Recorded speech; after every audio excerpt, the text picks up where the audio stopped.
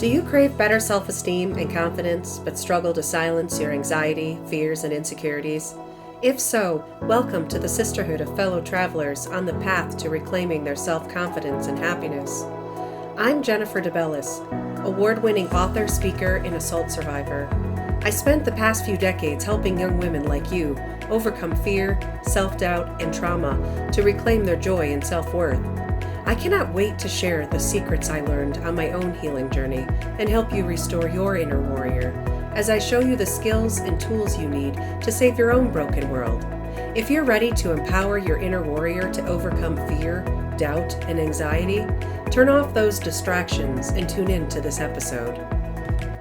If this podcast inspired you, consider leaving a 5-star review on Apple Podcasts. And also, join my free Facebook community of women just like you, the Restore Your Inner Warrior Sisterhood. Here's a safe space to get tips, share stories, and find community support. Today, we're going to continue on our journey that leads to improved self-worth and confidence. I know how real the struggle is to confront and overcome fear, self-doubt, and insecurity. As I mentioned in the previous episode, you really do hold the power to conquer these struggles, and you're just steps away from learning how and what to do next. I put together this Restore Your Inner Warrior series with power-packed tools that will help you strengthen your inner warrior and overcome the things holding you back from living your best life. If you're ready to boldly step into a life of happiness and confidence, turn off those distractions running in the background so you can supercharge your healing journey with this next episode. And welcome back to all my listeners already walking with me down this restoration path. Last time we explored the first secret of building and restoring your confidence, value, and purpose as you heal internally. The second episode in a 5-part series is dedicated to secret number 2. That it's okay and necessary to wrestle with life's complexities and grit as you allow yourself to feel your emotions and acknowledge and navigate your struggles and the grief it evokes through self-guided processes and through a variety of outside support systems. Next week, we'll dive into the remaining 3 secrets that help you restore your inner warrior, which are to embrace your overcomer mindset, face the giants named fear and doubt, and cut yourself free from the dead weight holding you back from living your best life. So let's continue to dissect how to heal those inner wounds. I want you to imagine for a moment what it will feel like after you transform into the version of yourself you dream of being. Close your eyes and really picture it. What do you see as your end game? You need to see it and to believe that it's achievable. You can't start any of the steps or continue on your healing journey if you don't imagine what you're working toward. And in some instances, like what we're talking about here today, you must be willing to wrestle with the messy layers of your internal brokenness. To do this, we need to talk more about how to restore your inner warrior and become the hero who saves your own broken world. Because at the beginning of each day, it's up to you alone to deal with your internal issues. You hold all the power and responsibility here. Even if you're a faith-filled person like I am, you cannot pray away your struggles and expect God or anyone on this planet to miraculously fix your internal world. Yes, miracles do happen and things just magically work out sometimes, but they're the exception and not the norm. We have to put in the work, period. There's no way around it. And people like therapists and those we confide in and trust can give us tools and strategies we need to do this work ourselves. So I'm not saying you shouldn't rely on your faith and a strong support system as you wrestle with these complexities and grit. I'm saying you have to be an active participant and do the hard and necessary work to become a better version of yourself. Our struggles are the very things that shape our character and allow us to grow into these versions. If neglected and ignored, they will shape us into versions of ourselves we probably don't want it to be. While we can't control what has happened to us, we can control our healing process and how we rebuild ourselves moving forward from the inside out.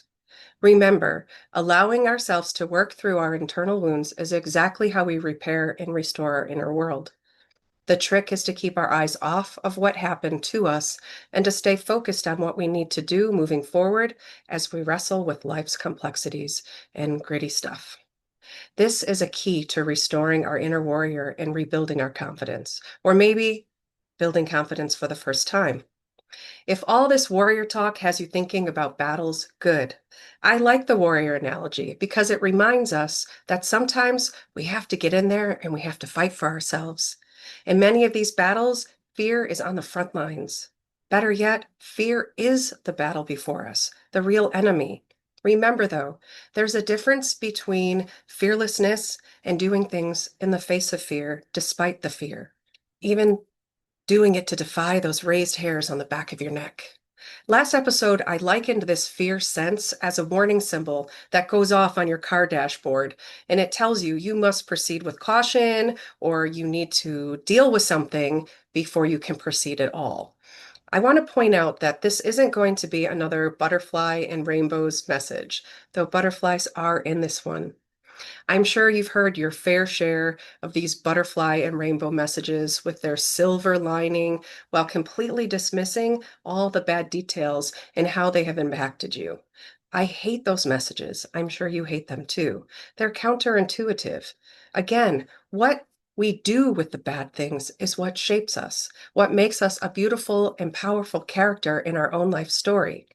Last episode, I shared one of my favorite Rumi quotes, which is that the wound is the place where the light enters you. Our flawed parts are the places light gets in, not the perfect spots, like a lot of times we think we should only project that perfect stuff when we have it all together. If you tuned in to that first episode in the series, you heard the story about how I survived a motorcycle accident just 4 weeks before my wedding. One moment I felt free and happy as I took in the sights on a beautiful summer day and dreamt about the new beginning I was about to start with my soon-to-be husband. Little did I know until moments later, when my nightmare began, how different and difficult this new beginning would be. My left shoulder and neck were severely damaged after I bounced and landed over 100 feet from where the car hit us. My skin on half of my back and left arm was completely gone. It took doctors 8.5 hours to carefully remove all of the road rash with a steel wire brush and tweezers.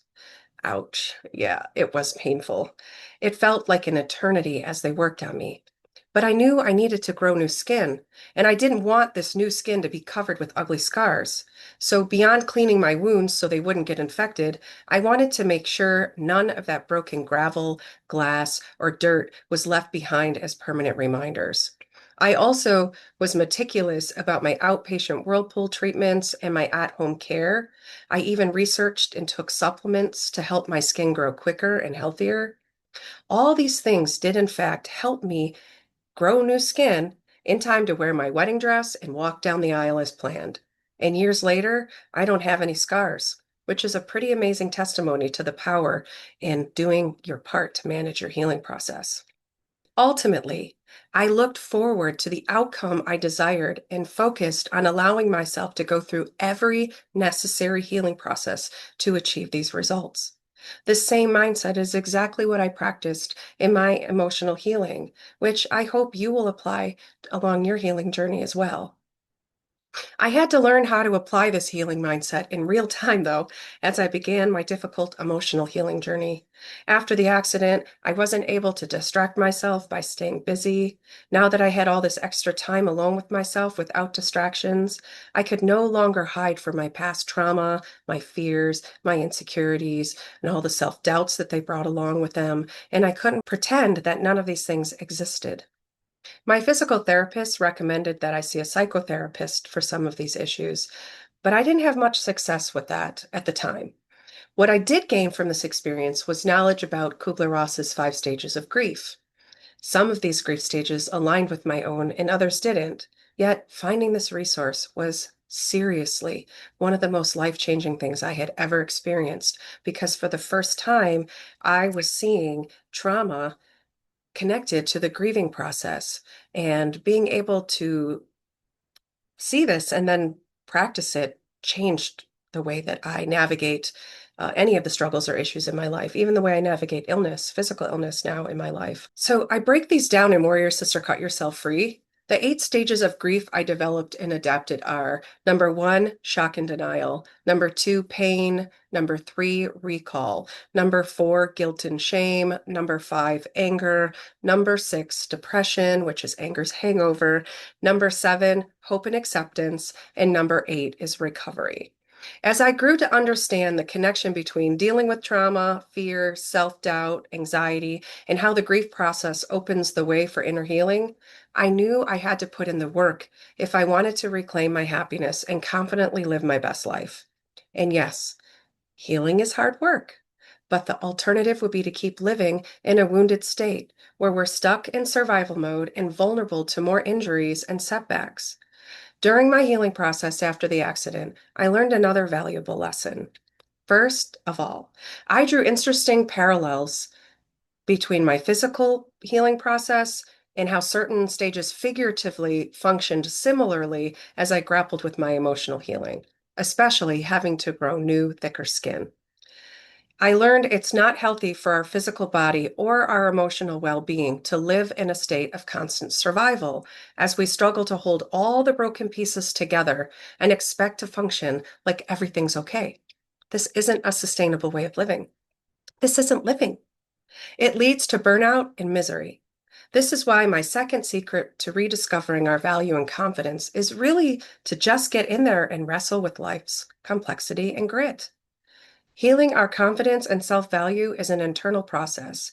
It really is an isolated chamber that binds us into this small little space where only we can see, feel, and sense the impact of all the things that we're going through and all the things that have happened to us. And for this reason, there are actionable steps that we can take while we're working through these struggles. First, only we can navigate our internal world. Since we're the only person who lives in this inner space, it's critical that we assess the emotional damages and repair the broken things because our quality of life depends on it. Believe it or not, simply allowing yourself to feel your emotions is critical to beginning to see and understand the messy, gritty things in our eternal world. There's no better way to do it. You just need to allow yourself to have the feelings. I know the world is constantly making you feel like you need to just get over it and suck it up and pretend it didn't happen or think about how it could have been worse and all of those messages that we get. But at the end of the day, you need to just get alone with your feelings and let them guide you. Let them see where they take you. This doesn't mean that we're supposed to stay stuck there. It just means that we're supposed to spend some time there and see what we see. Second, we must acknowledge our struggles and allow ourselves to go through the necessary grief stages to heal. This step can take several shapes. Some of the self-guided steps we can take are simply to journal about it and get it out so the heavy burden of it can be eased and we can see it from a different distance and perspective. I do exercises with my writing students and even my coaching students where I tell them the first time is just write, free write. Just write it out. Don't think about getting it perfect. Don't think about the fluidness of your thoughts. Just write it out. Now you have this psychic distance between what you've been carrying around inside as the version and the version you put on the page. Now you read this and it starts to open up your thinking in different ways. It's almost similar to, say you were observing a conversation between two people and you're sitting in the room. And then you say, okay, what if I go stand in the next room? I can still hear the voices, I can still hear them talking, but what will I notice about the conversation and not notice about the conversation if there's a wall between me and a little bit more distance between me? And then you say, I'm going to go outside and I'm going to stand on the porch and I'm going to look inside as a viewer into the situation where now I can't really hear a lot of the words that are being spoken, but I can read other body languages and other nuances and things. So I have to rely on my other senses. And then let's say I go across the street and I sit on the neighbor's porch and I'm looking through the window and I'm trying to see what's going on and make sense of the conversation. And so if we keep rewriting that same thing. Sometimes we have to write something several times before we get the story out the way we want it. And if you keep doing that and giving yourself a new perspective and a new perspective, it can be a really powerful way to show you what exactly you need to focus on, to show you what the triggers are, to show you what your areas of grief are, and all those important things. We can also seek self-help resources in the form of books, spiritual texts like the Bible, articles, TED Talks, and podcasts like this one. We can meditate and pray about it. In my own experience, I've learned to take every one of my cares and concerns to prayer and meditation.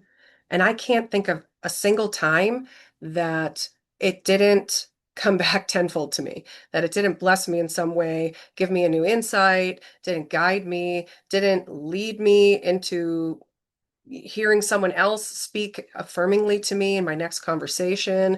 There are so many unlimited ways that I've benefited from that. So if you're also a faith person, you should try to do that as an earlier line of defense rather than waiting as a last resort so that you can experience the power of that singular resource in your life. We can also invite others in so that they can get better understandings of our struggles and can offer us sound advice, tools, strategy, and even support that guides our healing. This might mean that we work with a professional like a therapist, or that we seek out different science-backed therapies and/or support groups. There's lots of different support groups throughout the community. And now that we have the internet, there's even communities that you can get connected with digitally all over the world. I do have a free list of support outlets on my Rift Warrior Project blog, and I'm going to drop a link below in the show notes so that you can easily find that if you're interested. Maybe our best support will come from talking to trusted friends, family, or other people that we know and that we value their input in our lives. Again, for those of us who live by faith, we can pray for this healing and guidance. Maybe we decide to speak about our experiences, like I am here, in a more public space. We can also write and publish our experiences and stories to give voice to them and to bring them to those audiences that also may be encouraged by not only our struggles and our experiences, but those breakthroughs, how we overcome those obstacles in our life. So then, after we do those things, we must change and adapt to the new state of our internal space. Even if we mostly get all of the stuff back to how it was, something is going to be different, and we're going to be changed as a result of it. This is what it means to be changed from the inside out. Here's where the butterflies come into the story. Remember all those lessons in grade school on the butterfly life cycle? Well, those butterflies weren't born into their beauty and power. They grew into them. Then they went through some important and painful processes to emerge with their warrior wings. Interestingly, the caterpillar stage in the life cycle is the most dangerous. It's where the worst things happen to it due to the weather conditions, predators, possible illnesses. It's at its most vulnerable state, kind of like we typically are when trauma strikes. The caterpillar then molts one last time before spinning itself into a chrysalis, which is similar to the cocoon that a moth creates. And here's where it undergoes tremendous changes. I should point out that the hard shell of the chrysalis is made of the caterpillar's own skin, which thickens into the very thing meant to protect it during its metamorphosis. Sound familiar? In this private, safe cell, the caterpillar wrestles with the grit and the changes it now must accept. It doesn't have a choice about whether or not it will be changed. Change is inevitable, one way or another. The same thing is true for us. It's in this private space where the hard work of renewal and restoration occurs. When it comes to the butterfly, here is where it is born and prepared to re-enter the outside world. I challenge you to see this space as the same for yourself when you're going through your own inner healing. And when the butterfly emerges, the complete metamorphosis reveals a more beautiful and powerful version of its original self. Just like the butterfly's metamorphosis, our own transformation is controlled by that internal wrestling that we do to work through the grit of our wounds and fears and undergo the tremendous changes that lead to our healing, restoration, and stronger selves. I talk about this transformation process in my self-help book, Warrior Sister Cut Yourself Free, and also in my forthcoming book, Restore Your Inner Warrior, particularly how healing and restoration happen as we navigate these 8 different grief stages. Maybe with all this emphasis on suffering through growth, this isn't the happy story you hoped for. But to me, it is a happy story. It's focused on how we emerge after we navigate the complexities and grit, and how we can let the light in enough for us to see what to fix and for others to see into the heart of our inner wounds. These are the outcomes that fill me with hope. I can relate to this wrestling match, and I can also relate to what comes after when you put in the hard necessary work. And I'm sure you can too, which is why we're all drawn to those stories that reveal the power of the overcomer's journey, and we draw inspiration from seeing real flawed people push through some really tough stuff. If you want to experience real restoration and live your best, most beautiful life, you have to invest in your metamorphosis. Let me say that again. If you want to experience real restoration and live your best, most beautiful life, you have to invest in your metamorphosis. You must shed the old skin to grow new, thicker skin. There's no other way around it. In the psychotherapy world, this internal positive transformation is called post-traumatic growth. In addition to this positive transformation, there's nothing more empowering than claiming your own voice to tell your story. Let's get real for a minute about the reality here.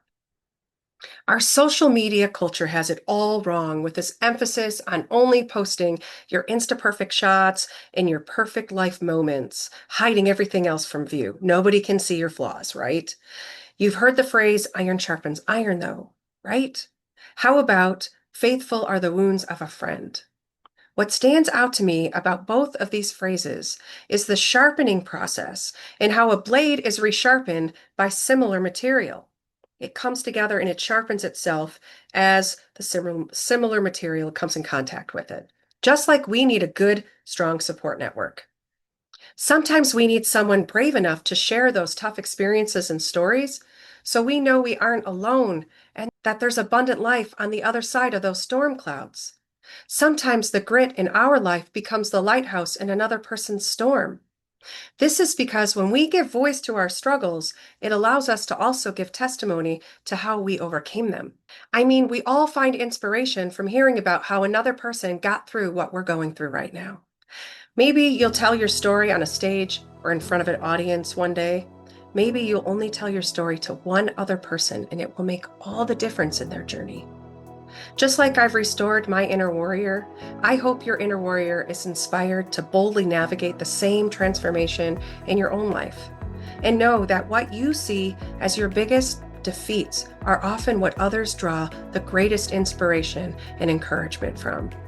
In the end, the most extraordinary outcome of our hard work is when we emerge with the new, beautiful skin we grew as we navigated our healing journey with effective attention, tools, strategy, and support. If this podcast inspired you, consider leaving a 5-star review on Apple Podcasts.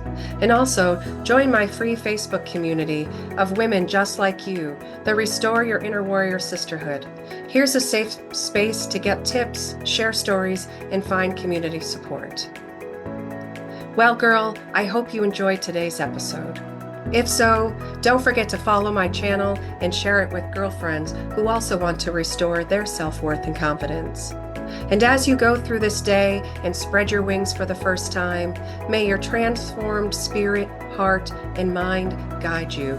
Catch new episodes every Tuesday and Friday. Ciao, Bella.